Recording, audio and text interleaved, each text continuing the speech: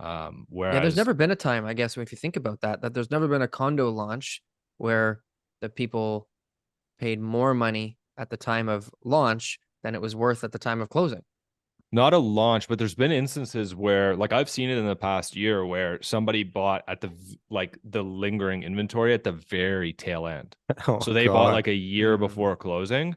And Yeah. some of those people, there was a project in Liberty Village. Some of those people, yeah, they had appraisal gaps because they paid the pre-construction premium, but they were closing in a year.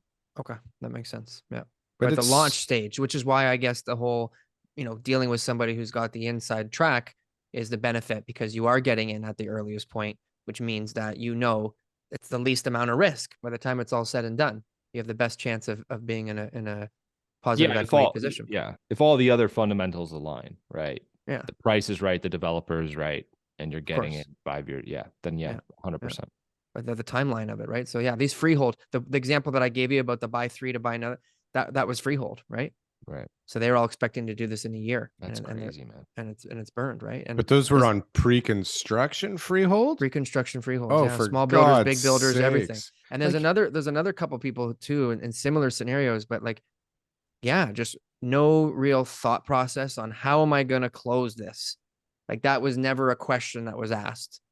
It was just, I'm going to be able to sell this before I need to worry about that. But that's what the trusted they blame the realtors. They blame the realtors. But at the end of the day, I've seen people make mistakes where they blame the realtor, and I nod and smile and I say, yeah. But people have to take responsibility. You can't just always say that my agent is an idiot and that he didn't tell me. Obviously, that's their job. Well, it's also, it's great. It's real. That is an interesting debate to me. Like 100%, there's a lot of pre-construction agents, both freehold and condos, that say real estate only goes up. If you don't buy now, you're just losing money every month. You don't buy, blah, blah, blah, blah, blah. Sure. Whatever. Right.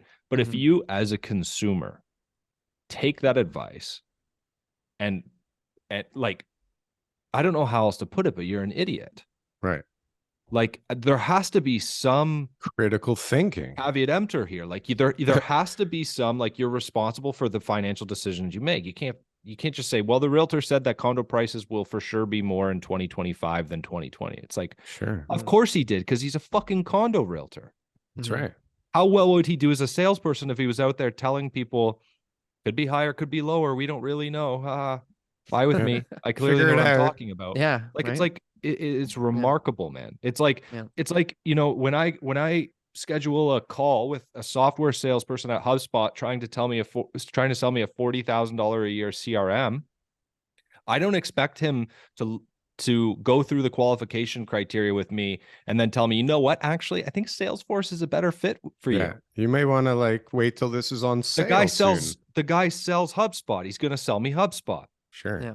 Like, I don't know. It's just remarkable when people use that excuse to me. Yeah. It's different if there was fundamentally, if fundamentally they were lying to you, right? But not just giving you opinion. Like fundamentally, they lied about the transaction. They lied about where your deposits were held. They lied about the developer's history. Then that's a different story entirely.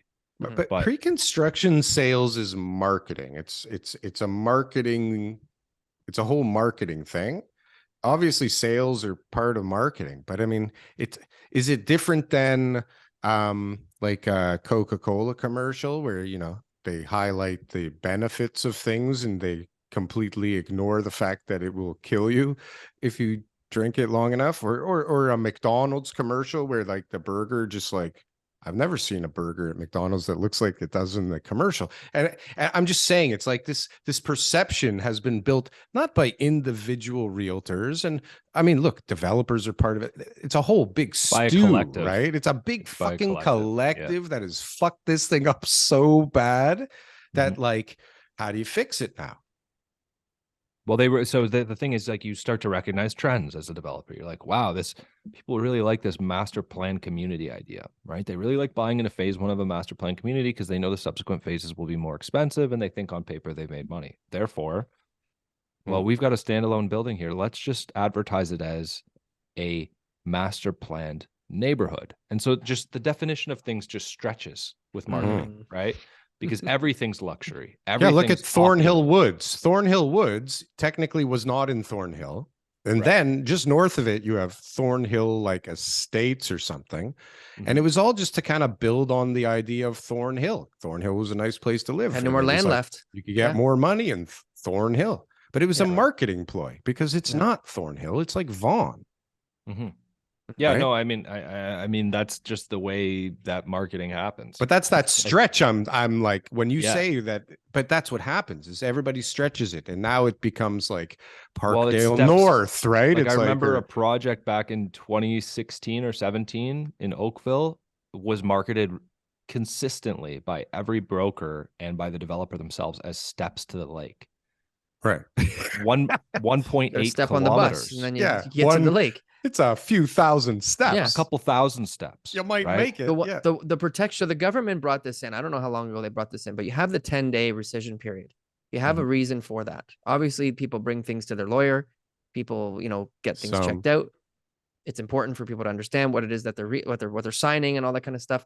But whoever shops it around to, their friends or, another realtor or somebody else, like you have an opportunity to be able to say, is this a good investment or not? Right. And I think that that's where the consumer has to understand is like, it wasn't a really sharp tongued salesperson who sold you that unit where you sign on the dot and now you can't get out. They gave you 10 days. There's a reason it's 10 days. You've completely, all the emotional tension that you've built up from that one day at that sales center has an opportunity to leave, and you get to think clearly about if this is a good decision or not. And you chose to continue with the transaction at that point.